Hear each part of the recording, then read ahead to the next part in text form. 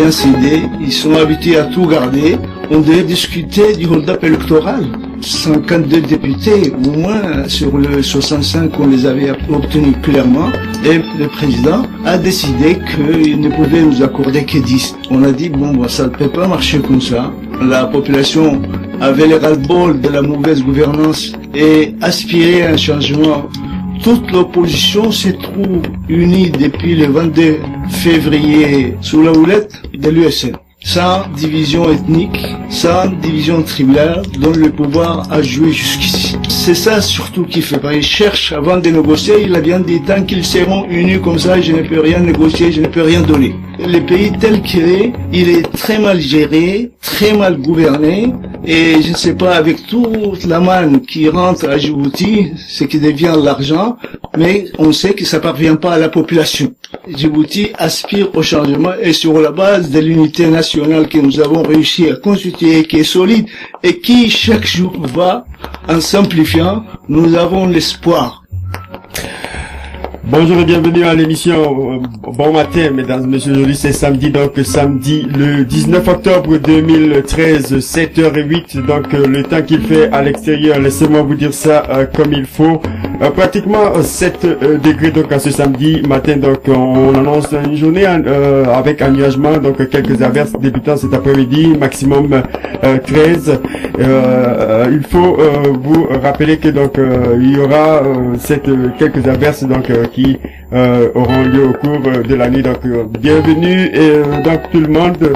Je pense qu'on va se partager les micros ici, donc parce que l'émission sera très chargée, donc il faut s'asseoir, tout le monde doit être là et on va se partager les micros. Donc j'ai en face de moi une émission quand même qui sera très chargée. Vous avez eu le premier extrait donc de monsieur du Kenya, donc où les députés ont voté cette loi par rapport à la Cour pénale internationale, et également cet extrait de Domo Ota, donc qui on parlait de la visite de ministre de l'Intérieur donc de la France, donc du côté des îles Martinique, Guadeloupe, etc.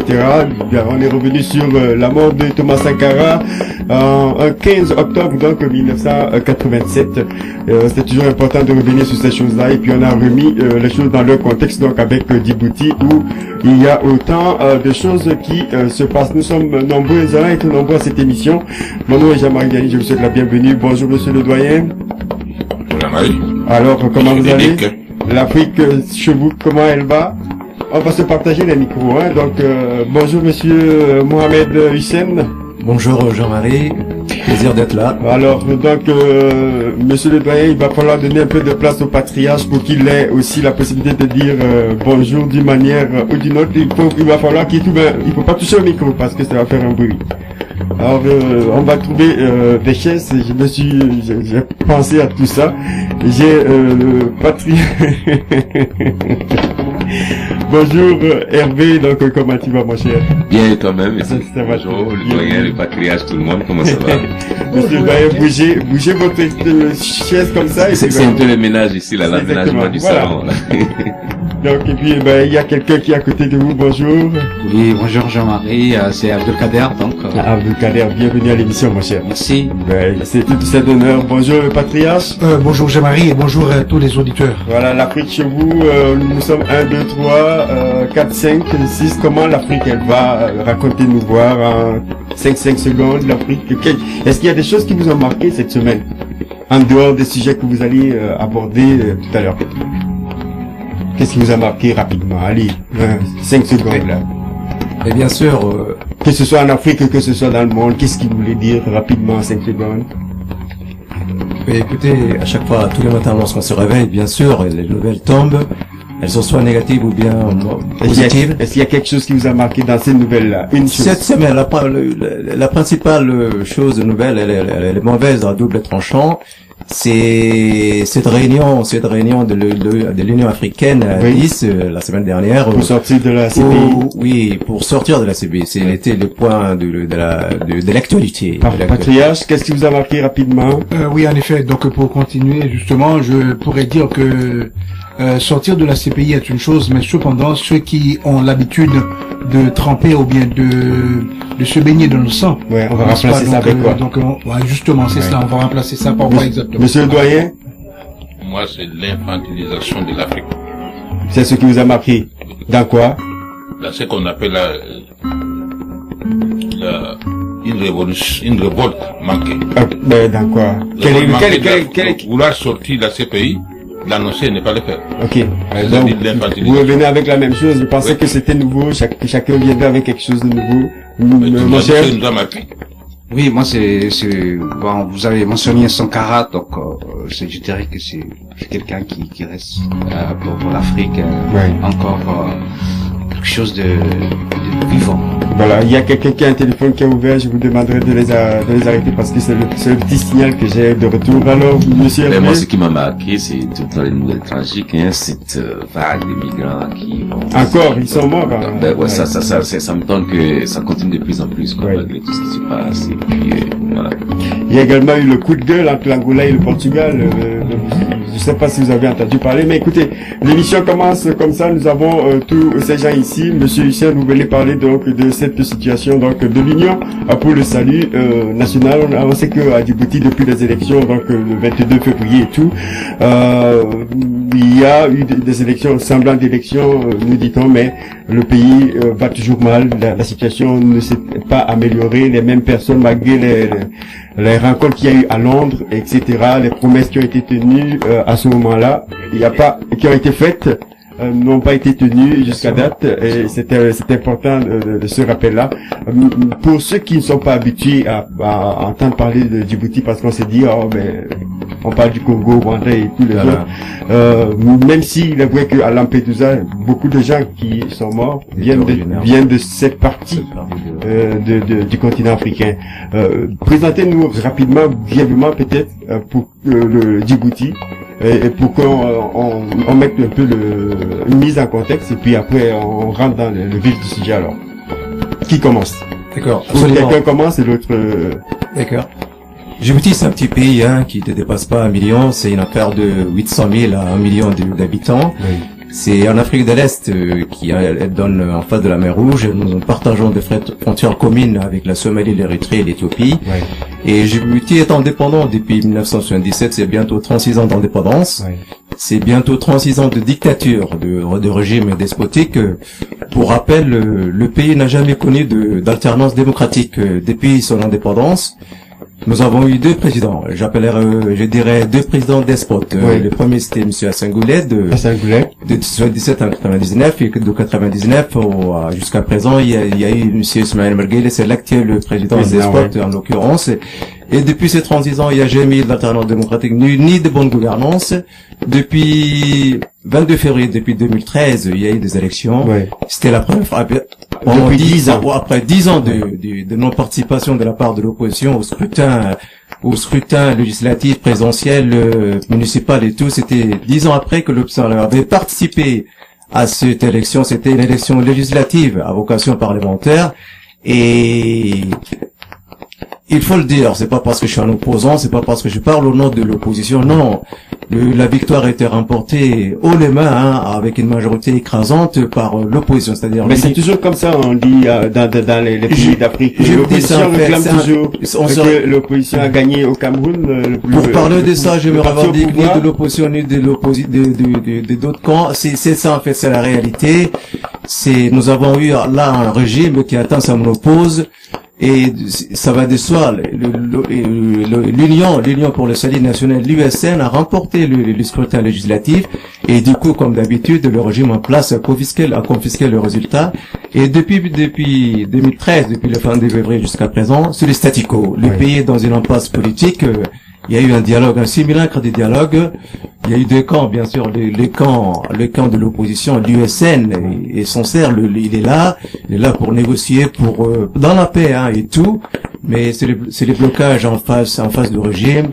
Il n'a jamais eu de volonté sincère de sa part pour désamorcer la situation. Oui. On en est là à cette heure-ci. À cette heure-ci. Et il faut rappeler que donc l'Union pour le salut national, donc c'est comme c'est une bannière de l'opposition. Une bannière de l'opposition. Il y en a partout. C'est la première fois. C'est la première fois que l'opposition est aussi soudée, aussi unifiée, solide. Il y a 7 partis qui sont sous cette bannière. 7 partis. C'est la première fois. Oui. Et je peux vous le dire quand même, c'est avec une telle maturité, l'opposition a atteint quand même sa maturité, sa responsabilité. Elle en a même à mesure de prendre le leadership national. Il y a 7 partis qui sont sur le même panier. Elle est prête. Elle est honnête, elle est compétente et elle a la volonté du peuple. Elle a la volonté du peuple via cette élection législative qui a eu lieu au mois de février. Ouais, donc vous savez que ce soit l'opposition ou ceux qui sont au pouvoir, ils sont toujours bien. Hein. Il y a personne qui dit que je suis mal. Et chacun se tire tout le temps c'est dommage que j'en ai pas quelqu'un du parti au pouvoir ici pour faire le contrepoids, ce qui est un problème. Mais je vais passer la parole à votre collègue Abdulkader donc Mohamed. L'Union pour le statut national. Pour le salut national. Le salut national, oui, c'est ça. Il y en a des groupuscules en France, en Belgique, en Grande-Bretagne, aux États-Unis, en Suède, un peu partout, ici au Canada, et vous représentez ça.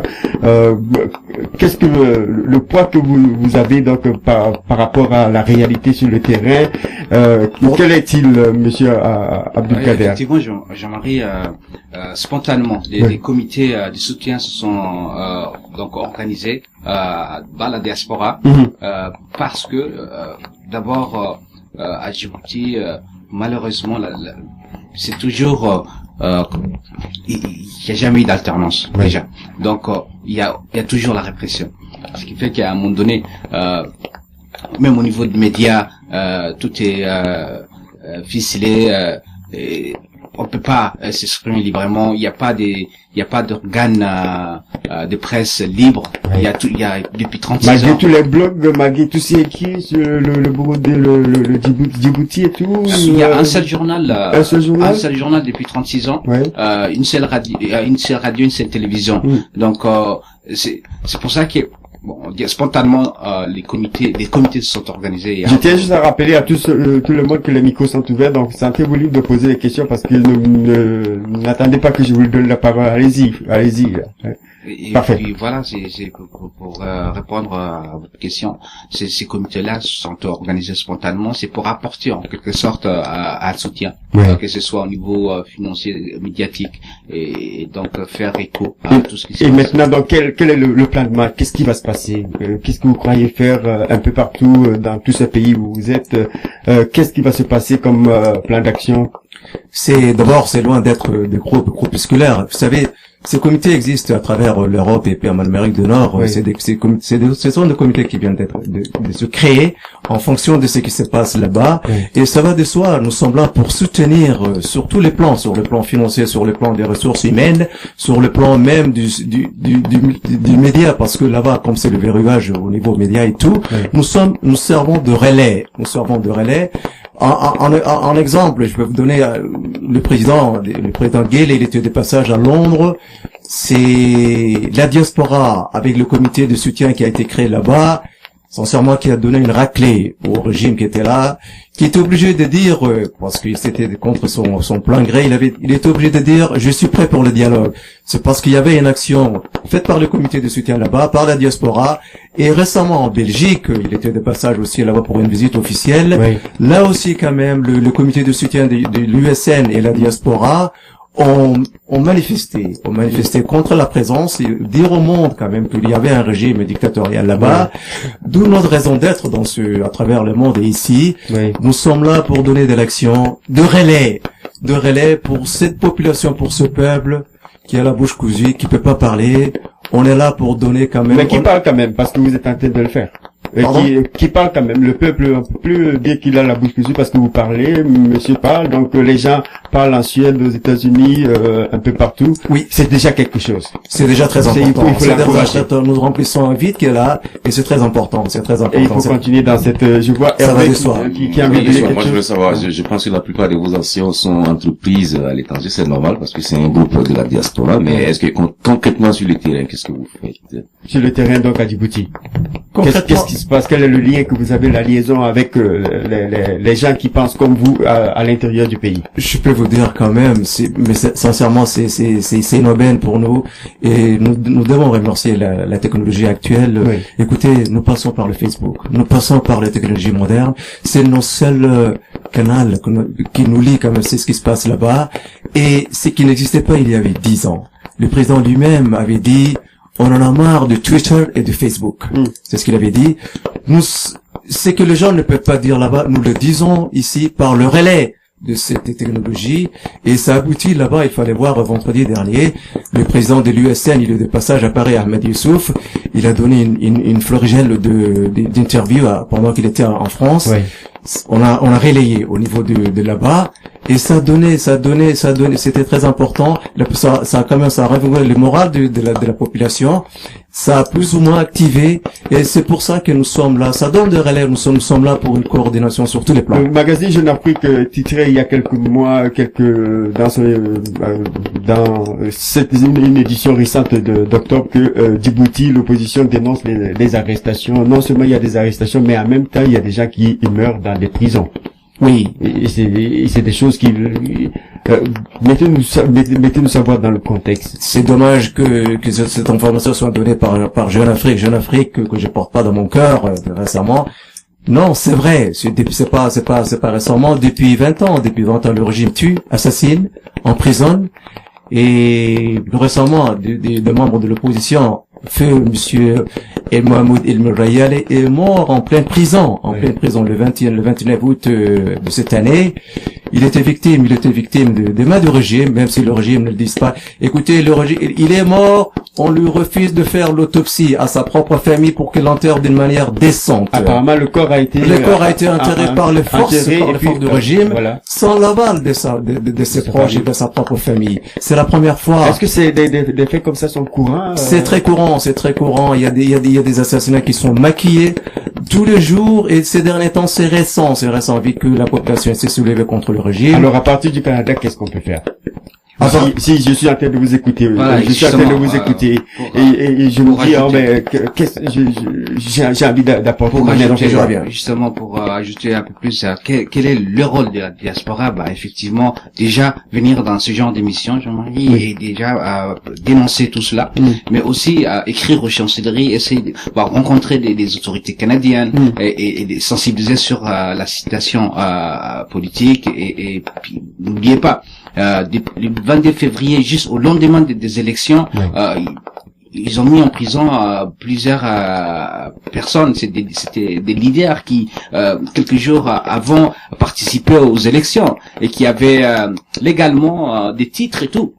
Et puis boum, le lendemain, on les met tous en prison. Ça fait 8 mois qu'ils croupissent dans la prison centrale de Gabon. Ouais. Donc c'est la preuve quoi? C'est la preuve que le gouvernement ne veut pas entendre un autre son de cloche. Vous avez l'impression que ça va continuer comme ça pendant combien de temps?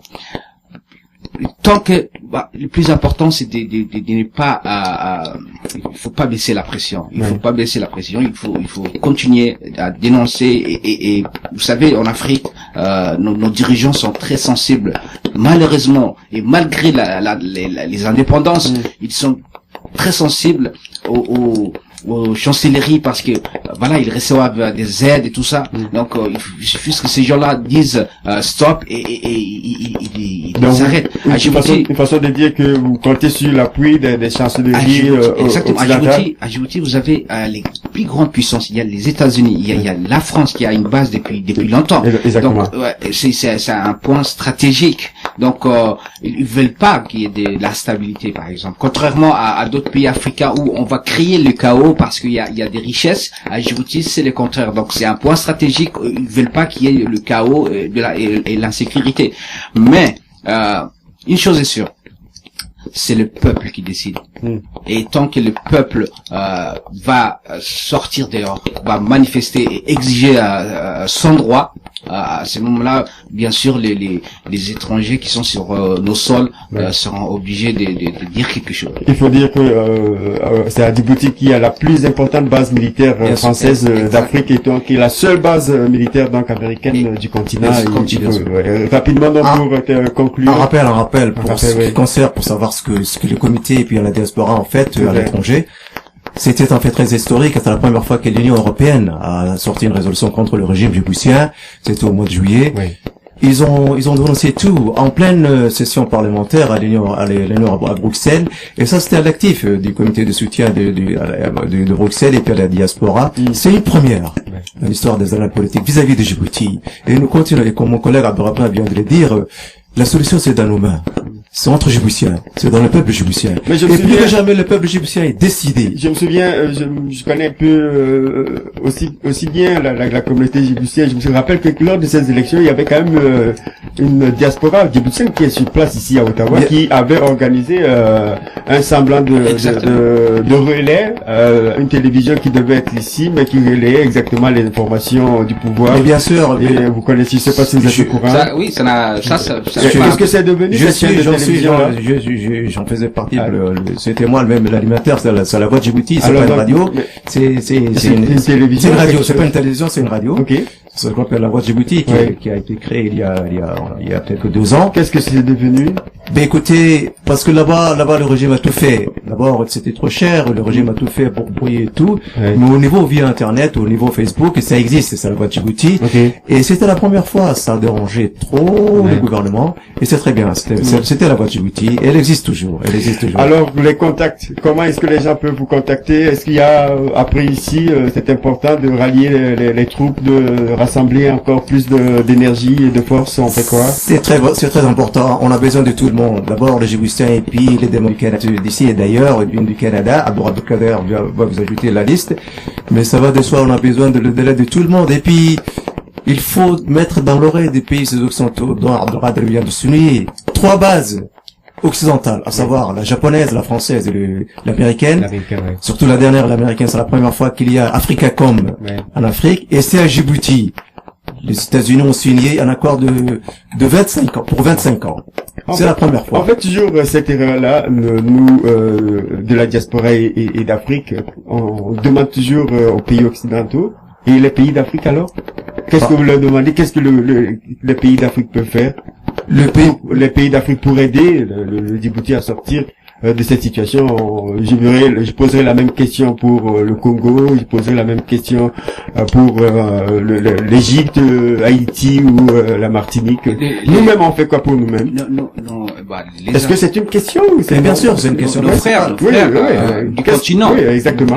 Avant que les autres n'arrivent, qu'est-ce qu'on fait? C'est important déjà qu'il y ait des liens. Malheureusement, il faut le dire, il n'y a pas de lien entre les diasporas africaines. Il est temps de les créer parce qu'on partage les mêmes mots, M-A-U-X, et en plus, vous savez, on avait toujours la corruption, mais il y a aussi cette autre réalité qui est la corruption électorale.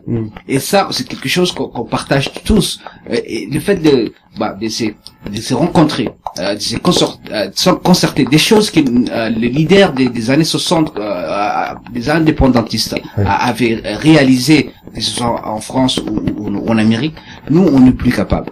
Donc, nous savons, l'OIA aujourd'hui, c'est quoi? C'est, comme l'avait dit à l'époque, quelqu'un de célèbre, c'est un syndicat de dirigeants corrompus. Et c'est pas un syndicat de dirigeants corrompus qui va faire quelque chose. Mais on peut dire la même chose pour le G8 ou le Conseil des Nations Unies, le Conseil de sécurité aussi. Ils ont fait quelque chose à leur population. C'est-à-dire aujourd'hui ils ont atteint un tel degré de développement que nous on peut même pas parler de. Donc si je comprends bien, on doit travailler là-dessus et essayer d'apporter les effets de changement, sinon le changement même. Maintenant 1 minute donc pour terminer là-dessus parce qu'il va falloir passer à l'autre sujet. Je vois 30 secondes pour chacun, donc pour le mot de la fin, monsieur Hussein. Moi je dirais que l'Afrique est mal barrée, mais il peut y avoir un changement demain parce qu'il faut pas désespérer. Il faut pas désespérer. Je reviens au discours célèbre qu'a prononcé Obama en 2009 à Ghana. Il est temps d'avoir des institutions fortes, mais pas des hommes forts en Afrique. Et c'est un schéma. Ça peut commencer par Djibouti, et ça peut aller aussi par d'autres pays. Ça peut commencer par Ottawa aussi. Bien sûr, ça va de soi. Donc, c'est notre survie. C'est notre survie au niveau institutionnel. Qu'il y ait une bonne gouvernance, une comptabilité vis-à-vis du gouvernement, du régime, des peuples qu'on gouverne. Et d'abord, un pays où il y a des institutions en très bon sens. Merci de votre passage, monsieur Mohamed Hussein, et monsieur Abdelkader Mohamed. Merci à vous, Jean-Marie, et puis bonne continuation. on merci. écoute l'émission tous les matins le samedi. Mais ça fait plaisir. C'est l'émission qui parle de l'Afrique, je pense. Et l'émission sera mise en ligne, elle sera sur Facebook sitôt que l'émission est terminée. Donc si on peut dire, je peux dire un dernier mot. Oui. Souhaitons-nous bon courage pour la révolution Khamsin, c'est-à-dire pour le changement démocratique à Djibouti. Oui. Pour nos compatriotes. On va vous le souhaiter. Merci. Merci infiniment. Allez, on fait la transition donc avec la parole d'Afrique, parole de doyen. Vous savez, la démocratie pour moi c'est l'hameçon, c'est la part à l'hameçon du capitalisme qui est jeté dans l'Afrique. Donc l'Afrique, ce sont les poissons dans cet océan. Les pays africains sont des poissons dans l'océan où le capitalisme jette la part qui est la démocratie. C'est pour ça que nous avons des problèmes. Vous savez, la peur et l'orgueil sont des jumeaux. Il y a des sciences, les humains. C'est ce que nous vivons en Afrique. Soit on a l'orgueil, soit on a peur. Une troisième? Eh bien, une troisième. Sans racines, l'arbre tombe. Sans racines, l'arbre tombe. Voilà, donc 635 62 59 67, vous êtes à l'écoute d'Afrique Plus. Nous avons le plaisir d'accueillir Monsieur Mohamed Hissène, donc président du comité de soutien de l'Union pour le salut national, donc opposition djiboutienne, et puis Monsieur Abdul Kader Mohamed. Merci Monsieur donc de nous avoir accompagnés, de nous avoir éclairés surtout. Et ce n'est pas terminé. La lutte continue, comme dirait l'autre. Victoria certa.